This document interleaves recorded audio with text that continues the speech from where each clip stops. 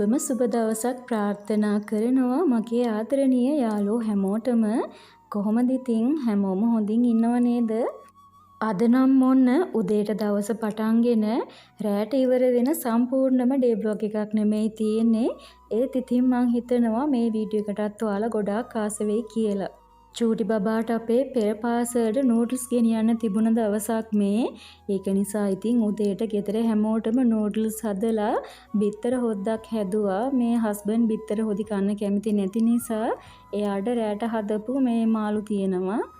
බඩු වගයක් ගන්න මම ටවුන් එකට යන්න දාගෙන හිටිය දවසක් මේ. ලොකු දෝනිව ඉස්කෝලේට දාන්න ඕනි උදේ 7 වෙද්දී චූටි බබා මේ පෙර පාසලට යාට 8:00-8:00 අතර හිටියා නම් ඇති. වෙනදට නම් ඉතින් දෙන්නවම එකපාරනේ හස්බන්ඩ් එක්කගෙන යන්නේ. මම ටවුන් එකට යන්න දාගෙන තියෙන දවස්වලට ඉතින් මේ ලොකු බබා විශ්සලා ගෙනහිල්ලා දාලා ආපහු වෙනවා අපිව එක්කන් යන්න. උදේට බබාලා දෙන්න ගෙදරින් යන්න කලින් බඩ පිරෙන්න මම යාලට අනිවාර්යයෙන්ම හොඳට කැම ටික කවලා යවන්නේ. ලොකු දෝනිත් කාලා ගියේ. චූටි බබාට ඉතින් අද හදිසියක් නැහනේ. ඒක නිසා ඉතින් අක්කා ගියාට පස්සේ එයාට කැව්වා. චූටි බබාට කෑම කවන්න ගමම්ම මමත් කාලා ගෙදර පොඩ්ඩක් අස් කරලා අතු ගාලා එයාවත් ලෑස්ති කරලා 8 වෙද්දි ඉතින් ඔන්න මටත් ලෑස්ති වෙන්න පුළුවන් වුණා. කොච්චර ඇඳුම් තිබ්බත් මේ දවස්වල මම වැඩිපුරම අඳින්නේ මෙන්න මේ දෙක. හස්බන්ඩ් හිනත් වෙනවා අපේ මේ shopping කරන්න එහෙම යන දවස්වලට හරි සැහැල්ලුයි ඉතින් මේ විදිහට ඇඳන් ගියාම.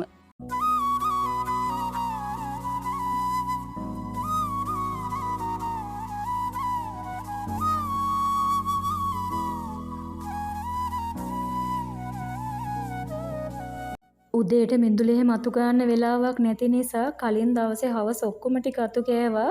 ඒ වුණාට ඔන්න බලන්න උදේ වෙද්දී ආපහු කොළ පිරීලා මේ දවස්වල හුණගත් එක්ක ඉතින් ඔහොම තමයි.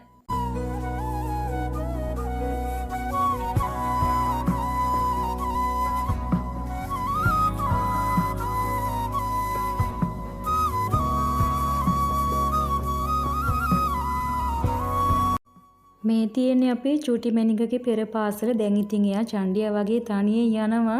වෙනදට නම් ඉතින් මේ මුල්ම කාලේ අපි පන්තිය ළඟටම ගිහිල්ලා ඉතින් ඇරලවන්න ඕන.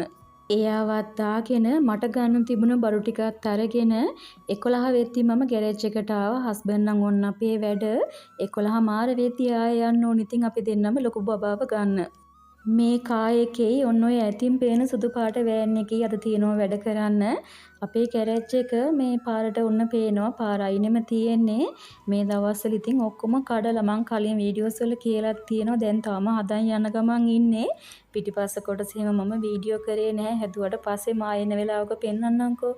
දැන් ඉතින් ලොකු දෝනිව ගන්න යන්න වොෂ් කරගෙන වැඩ කරන ඇඳුම එහෙම මාරු කරගෙන ඉතින් උදේ අඳින ඇඳුම ඇඳ ගන්න ඕන. ওই විදිහට තමයි ඉතින් වැඩ ටික හැමදාම වෙන්නේ. පහුගිය දවස්වල Facebook එකේ TikTok එකේ වෛරල් ගියපු පොන් අපේ අලුත් බස් ස්ටෑන්ඩ් එක විවෘත කරාට තාම ඉතින් හදාගෙන යන ගමන් තියෙන්නේ.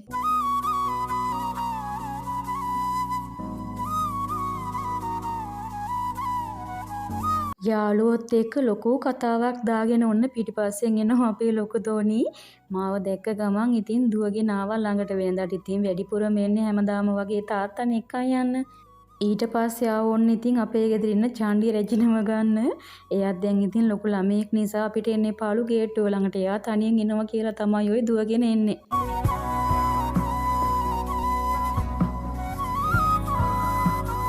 මේ දවස්වල තියෙන රස්නෙත් එක්ක සතියේ දවස් 3ක් විතර හස්බන්ඩ් මේ තැඹිලිහිම අරන් දෙනවා බබාලාට. මම යන දවස්වලට මමත් බොනවා. අනිත් දවස්වලට බබාලාගේ වතුර බෝතලයට මේ තැඹිලි ගෙඩියක් කපලා ඉතින් දාගෙන එනවා. අපිට දැන් මාස 2කමාරක් විතරම කිට්ටු වෙන්න මේ වැස්සේ නැහැ. පුදුම රස්නයක් තියෙන්නේ. මේ එළියට බහින්න බෑ. දවල්ට පිච්චෙනවා වගේ තමයි දැනෙන්නේ. අපේ චූටි මැනික හරි කපටි හොඳද? මොනවා කන්න ගියත් ඉක්මනට එයාගේ කොටස කාලා අක්කා චූටි කෑල්ලක් දෙනකන් ඉදින් බලන් ඉන්නවා. එයාගේ නංගි බබා ඉතින් අහිංසක බැල්ම දැම්ම ගමන් අක්කා අහු වෙනවා. පුදුම තරම් ආදරයක් තියෙන නංගිට. ගෙදර ඉඳන් කොච්චර වැඩ කරත් දැනෙන්නේ නැති මහන්සියක් නිකන් හරි ටවුන් එකට ගිහිල්ලා එන දවසට මට නම් දැනෙනවා. දවල් වරුවේ වීඩියෝ එකක්වත් රෙකෝඩ් කරන්න හිතට ෆිට් එකක් තිබුණේ නැහැ. ලොකුවට එහෙම ගෙදර කරන්න වැඩකුත් තිබුණේ නැහැ. හවස මිදලා අතු ගාලා මල් වලට වතුර දාලා මෙන්න මේ ලොකු දෝනිගේ මේ මොන රැඳුම ලෑස්ති කර පහුවෙන්දට එයාගේ ඉස්කෝලේ පෙරහැර තියෙනවා.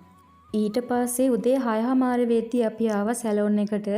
7 වෙද්දී ඉස්කෝලේට යන්නත් ඕන. මොනර නැටුමට ඉන්න නිසා ලස්සන්ට මේකප් එකක් දාන්න ඕනේ නිසාම සැලොන් එකට ආවා. ලොකු දෝණිය අපේ මොන්ඩිසෝරි ඉන්න කාලෙත් පෙරහැරට එයාට නටන්න හම්බුනේ මොනර නැටුමමයි. ඉස්කෝලේත් එයාට ඒකම හම්බ වුණා. ඒක නිසා ඉතින් හරි සතුටින් ඉන්නේ. හරි ආසයි එයා ඒ නැටුමට. චූටි බබාවත් පෙර පාසල් යවුවේ නැහැ. අක්කගේ පෙරහැර බලන්න ඕනි කිව්ව නිසා එයාවත් එක්කගෙන ආවා. දැන් ඉතින් අක්කට විතරක් මේකප් කරලා බෑනේ. නංගි දැන් ඉතින් ලොකු නඩුවක් දාන්න කලින් ඔන්න ඊට පස්සේ එයාවත් චූටිවට මේකප් කරා.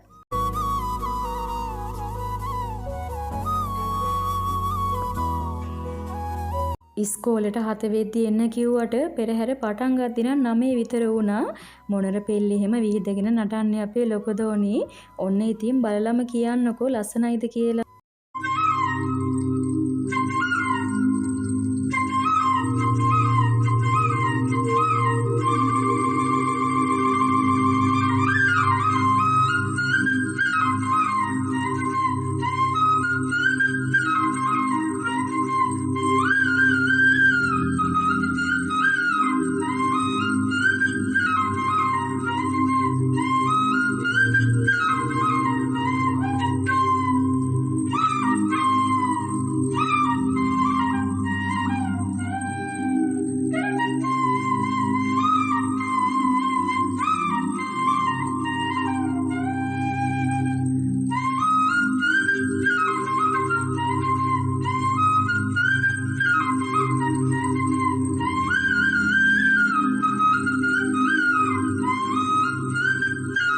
මෙතන ඉඳන් ඈතට බලන්නකෝ ලොකු සෙනගක් ඉන්නවා.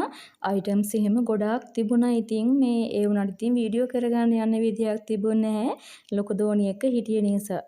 කිලෝමීටර් 2ක් විතර යන්න තිබුණා. චූටි බබාලා වුණත් ඉතින් කිසිම මහන්සියක් පෙන්වන්නේ නැතුව හරිම ලස්සනට ඉතින් එයාලගේ වැඩේ එයාලා කරා.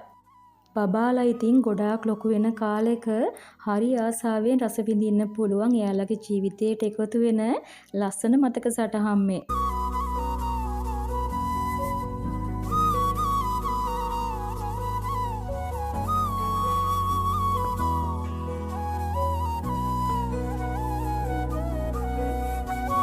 ඊට පස්සේ පෙරහැර තිබ්බ දවසේම ගෙදර ඇවිල්ලා ඔය හවස් වෙලා අපි ගෙදරට ඕනි කරන බඩු ටිකක් ගන්න ආවා. මේ දවස්වල නම් පුදුම තරම් මහන්සි දවස් ටිකක් යන්නේ. ලබන සතියේත් එහෙමයි.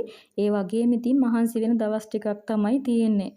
පෙර පාසල් යන වයසේ එක වසරේ ඉන්න වයසේ ඉතින් බබාලා දෙන්නෙක්ම ගෙදර ඉන්නවා කියන්නේ එහෙම ඉන්න කට්ටිය දන්නව ඇති. එකිනෙක හරි ඉන්න කට්ටිය දන්නව ඇති කොච්චරනම් වැඩ තියෙනවද කියලා. ගොඩාක් අය ඉතින් වීඩියෝ එකක් ගේනකම් ආසාවෙන් බලන් ඉන්නවනේ. ඔය හැම වැඩක්ම ඉතින් බැලන්ස් එකේ කරගෙන යන ගමන් ඇත්තටම මේ දවස්වල නම් ගොඩාක් අමාරුවෙන් තමයි වීඩියෝ එකක් උනත් අරගෙන එන්නේ. සතියකට පාරක්නේ අපි ගෙදරට බඩු ගේන්නේ. ඒක නිසා ඉතින් මේ ලොකුවට එහෙම ගන්න දෙයක් තිබුණ නැහැ. අඩුපාඩුම ටික බලලා තමයි ඔය අරගෙන ආවේ. නංගි කෙනෙක් මට කමෙන්ට් කරලා තිබුණා පරම්පරා හඳුන් කූරුවේ කරන් බලන්න ඒක ගොඩාක් සුවඳයි කියලා.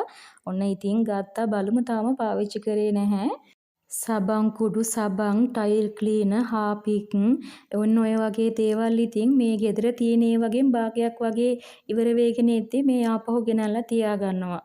තක්කාලි සෝස් එහෙම මම වෙනදාට ගෙදරමයි හදන්නේ. දැන් ටික කාලෙකින් ඒක කරගන්නත් බැරි වුණා. බීරුණුත් කිලෝ 2ක් ගත්තා. ගෙදර තවත් තියෙනවා. එළවලුත් එහෙමයි ගෙදර තියෙන ඒවට මේ තව ටිකක් ගත්තා. මේ කෙසෙල් එහෙම හොඳ ඒවා තිබුණ නැහැ. ඊට පස්සේ කොමඩු ගෙඩියකුයි මේ ගස්ලබු ගෙඩියකුයි ගත්තා. හාල් තියෙනවා. එළවලු පළතුරු නැතුව අනිත් බඩු ටිකට 6020ක් උනේ. එළවලු ටිකටයි පළතුරු වලටයි 1500ක් වුණා. එතකොට 7500යි. යෝගට්, කර්ඩ්, මස් මාළු වගේ දේවල් එහෙම මෙතන නැතුව ඒ වගේ ඉතින් ටවුන් එකෙන්. එතකොට ඒ ඔක්කොම බැලුවාම සතියකට කොහොමත් 15000ක් 20000ක් විතර අමතර ගන්න ඒවත් එක්කම යනවා.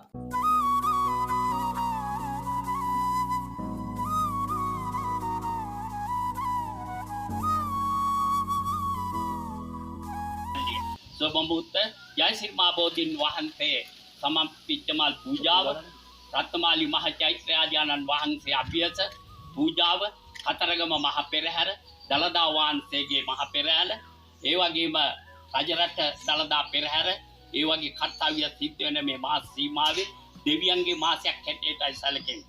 ඒක නිසා උතුම් කර්තව්‍ය ඔබලාගේ වැඩ කටයුතු සාර්ථක වේවා. කිරිපැණියෙන් බත පොළතින් ඉතිරි වේවා.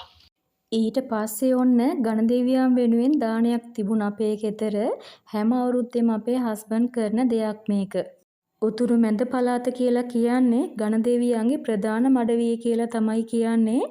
මෙහි අය මේ ගොඩක්ම කියන්නේ පුල්ලේ අර දාන කියලා. ගොඩක් අය මේ දේවල් කරනවා ලොකු විශ්වාසකින්. සමහර අය නම් මේ ගැන දන්නවත් ඇති නොදන්නවත් ඇති.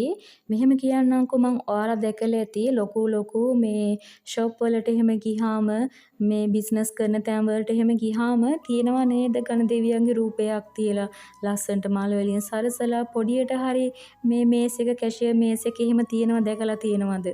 මම දැකලා තියෙනවා ගොඩාක් අය දැන් ගෙවල් වලත් ගණදෙවියන් අදහනවා. අපේ අම්මලාත් ඉස්සර ගොවිතැන්නේ කරේ. එතකොට මේ ගොයන් කපන කාලෙට එළවලු කඩන කාලෙක උනත් ඉස්සල්ලාම ගන්න අස්වැන්න මේ ගන්න කලින් ගණදෙවියන්ට පූජාවක් තියලා. හැබැයි මෙහෙම නෙමෙයි මේ එයාලා හිතින් ප්‍රාර්ථනා කරලා මට මතකයි ඉස්සර මේ බඩිරුඟු එහෙම කඩන කාලෙට තම්බනවනේ මේ කන්න. එතකොට ඉස්සෙල්ලම මේ කරල් දෙකක් විතර අරගෙන ගිහිල්ලා ගණදෙවියන්ට පූජා කරනවා. එතකොට ගොවිතැන් ආරක්ෂා වෙනවා. ওই විශ්වාසයෙන් තමයි ඉතින් මේ සත්තුන්ගෙන් එහෙම ආරක්ෂා කරගන්න. ඉතින් ওই විශ්වාසයෙන් තමයි මේ දේවල් කරන්නේ. පඳුරු තබා දෙවි දුට කැප කර දෙනවා පින් අතුරයි පුත්ත රත්නයේ බලයෙන් සියලු අපල දුරු වෙන්නයි. ගාවේවා සියලු නමස්කාර පෙරදරි කරගෙන බුද්ධෝ තිලෝක සරණෝ බුද්ධෝ තුරියෝ තමෝනුදෝ ඊවන්තං සරණං. ඔන්න ඔය විදිහට යහනක් හදලා ගණදෙවියන් වහන්සේගේ පිළිමයක් තියලා සෙත් ප්‍රාර්ථනා කරලා ඉතින් ඔය වතාවත් කරනවා මමත් දැක්කේ මෙහි ආවට පස්සේ. විශේෂම දේ තමයි මේ කිරිබත් එක හදද්දී ගැහැණු අයගෙන් උදව් ගන්නෙ නැහැ. පිරිමි අය තමයි හැමෝම එකතු වෙලා මේ දේවල් කරන්නේ. පේනවනේ ඉතින් අපේ හස්බන්ඩ් එහෙම පොල් ගානවා, දර හදනවා, ලිප හදනවා. ගෙදරට ඉතින් කිසිම උදව්වක් නැති වුණාට මේ දේවල් වලට ඉතින් බැහැලම වැඩ කරනවා. එයාගේ ඉතින් පොඩි කාලේ ඉඳන් හිටියේ අතිජාත මිත්‍රයෝ තුන්දෙනා තමයි උදව්වට ඉන්නේ. ගමේ අයත් ආවා මේ පිරිමි අය ඉතින් ඇවිල්ලා පොල් ගානවා උදව් කරනවා. මේ ගොඩාක් මිතින් සෙනගෙන්නේ දානේ හදලා ඉවරුනාට පස්සේ. අපි ඉතින් ගෙදර ගණදෙවි පිළිමයක් තියලා හැමදාම අදහන්නේ නැති වුණාට අවුරුද්දකට සැරයක් ඉතින් මේ වගේ මේ පූජාවක් තියෙනවා. ගොඩාක්ම මේ මමත් මේ දේවල් ඉගෙන ගත්තේ හස්බන්ඩ්ගෙන්. එයා කරන විදිහ කියන්නේ මේ පළාතෙන් පළාතට සමහර විට මේ වගේ ඉතින් වෙනස් වෙන්න පුළුවන්. කොහොම වුණත් ඉතින් හැමෝගෙම විශ්වාසය වෙන්නේ අලුතින් ව්‍යාපාරයක් ආරම්භ කරත් ඉදිකිරීමක් ආරම්භ කරත් කිසිම බාධාවක් නැතුව ඒ කියන්නේ තමන්ගේ හිතේ තියෙන ප්‍රාර්ථනා හොඳින් කරගන්න ඉටු වෙනවා කියන මේ විශ්වාසය තමයි තියෙන්නේ. ඒ වෙනුවෙන් තමයි ඔය පුද පූජා තියන්නේ. මේ කිරිබත් එක හරි විශේෂයි. මේකට හකුරු, තඹගත්ත කඩල, මුං ඇට, එතකොට රට කජු, මුද්ද රස් පලං වගේ මේ ගොඩක් දේවල් දාලා මේ ගොඩක් රසට හදා ගන්නවා. මේ ගැන දන්න අය මේ විදිහට කරන අය මට කමෙන්ට් එකක් දාන්න. මේක දානවද නොදානවද කිය මම හිත හිටියේ හස්බන්ඩ් තමයි කිව්වේ දාන්න නොදන්න කට්ටියටත් දැනගන්න කියලා. එයාගේ හිතේ විශ්වාසයට භක්තියට අනුව එයා කියන විදිහට ඉතින් මේ වෙනකන් ඉතින් මේ කිසිම දෙයක් එයාට වැරදිලා නැහැ. අලුතින් ගෙදර මොනවා හරි දෙයක් හදන්න පටන් ගත්තත් එයාගේ ව්‍යාපාරය මොනවා හරි මේ අලුතින් දෙයක් කරන්න ගියත් ඉතින් එයා මේ විදිහට මේ කරනවා. ඒ නැතත් ඉතින් හැම අවුරුද්දෙම දැන් එයා පුරුද්දක් විදිහට මේක කරනවා. ගොඩාක් අය දැකලා ඇති පාරවල් අයනේ එහෙම ගණදෙවි පිළිම තියෙනවා. ගොඩාක් අය ඉතින් මේ විශ්වාස කරන අය ආශිර්වාද අරගෙන මේ පඳුරු එහෙම දාලා යනවා. මේ එතකොට අර යන ගමනින් බිමනින් එහෙම ආරක්ෂා කරන විශ්වාසය මත තමයි ඉතින් මේ දේවල් කරන්නේ. කිරිබත් එකත් හදලා ඉවරයි. හකුරු එහෙම දාලා තිබුණ නිසා තමයි මේ වගේ පාටට තිබුණේ. ගොඩාක් රසයි. නිවුනට පස්සේ තමයි කැට වගේ හැදිලා තියෙන්නේ. එතකොට තමයි ඉතින් ගොඩාක්ම රස. වීඩියෝ එක ගොඩාක් දික් වෙන නිසා මේ ලොකු විස්තරයක් කියන්න නැතුව ඉතින් පුළුවන් තරම් කෙටියෙන් ඔය මම කිව්වේ මේ දන්න කියන කට්ටිය කමෙන්ට් එකක් දාන්න නොදන්න කට්ටියගෙත් ඉතින් අදහස් දාන්න අන්තිමේටම ව්‍යාපාරයක් හරි ඉදිකිරීමක් හරි මොකක් හරි ඉතින් තමන්ගේ හිතේ තියෙන බලාපොරොත්තු ඒ වෙනුවෙන් තමයි ඉතින් ඔය ප්‍රාර්ථනා කරලා අන්තිමේටම පෝල් ගෙඩියක් ගහන්නේ. ඒකත් ඒ විදිහට අවසන් කරලා පහුවෙනිදා දවසේ රෑ වෙලා අපි ගියා මහා සෑය වඳින්න. බලන්නකො මහා සෑයේ ලස්සන පිච්චමල් පූජාවට මේ සරසලා තිබුණේ හරිම ලස්සනයි. මගේ වීඩියෝස් බලන ගොඩාක් අයගේ ආසම කොටසක් තමයි අපි මෙන්න මේ වගේ ඉතින් මහා සෑය වඳින්න එන දවසට මම දාන වීඩියෝ ටික මේ ගොඩාක් අය පින් අනුමෝදන් කරනවා දැක බලාගෙන අපිටත් පින් දෙනවා. ඉතින් මට ඒකට ගොඩාක් සතුටුයි. මේ දවසේ මේ පුදුම තරම් නිස්කලංකකමක් පුදුම තරම් ලස්සනක් තිබුණේ. වෙනදා ඉන්නවට වැඩිය ගොඩාක් වෙලා මමයි හස්බන්ඩ්ෝයි හිටිය බබාලා දෙන්නගෙනුත් කිසිම කරදරයක් නැහැ. ඉතින් අපේ චූටි මැනිකට උන වැඩේ බලන්නකෝ. ස්වයංක්‍රීයව පැංගිහින මේකට ඔන්න මල් ටික අල්ලන්න ගිහිල්ලා හොඳට මොළුව තෙමාගෙන ආවේ. අක්කටත් හරි හින එයාටත් හින. පණ්ඩිතාච්චියෙක් නිතින් ඔළුව ඔක්කොම ඔන්න තෙමාගෙන ඉන්නේ.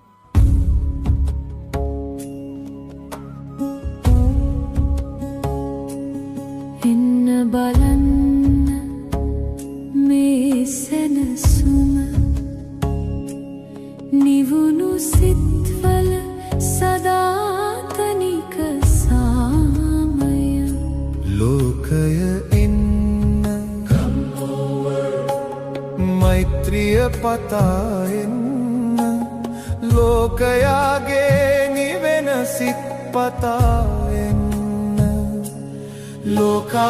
ලෝකානුකම්පාව පතා එන්න බොහෝ ජනයාගේ හිතසුව පිණිස එන්න ලෝකය එන්න. අපේ පැංචෝ දෙන්නත් ඉතින් අපිත් එක්කම ගාථා කියලා මහා සෑයේ වන්දනාමාන කරලා ඔන්න ඉතින් දැන් අන්තිමේටම මෛත්‍රී භාවනාවත් කරනවා. ඉතින් දැක බලාගෙන හිතේ පැහැදීම ඇති කරගෙන හිතින් හරි වන්දනාමාන කරන දැක බලාගෙන හිතට ගොඩාක් සතුටක් දැනුණ ඔයාලා හැමෝටමත් ඒ පින අනුමෝදන් වේවා කියලා මම ප්‍රාර්ථනා කරනවා.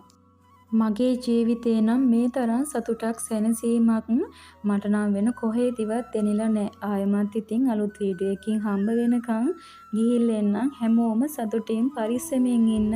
බුදු සරණයි මගේ ආදරණීය යාළුවෝ හැමෝටම.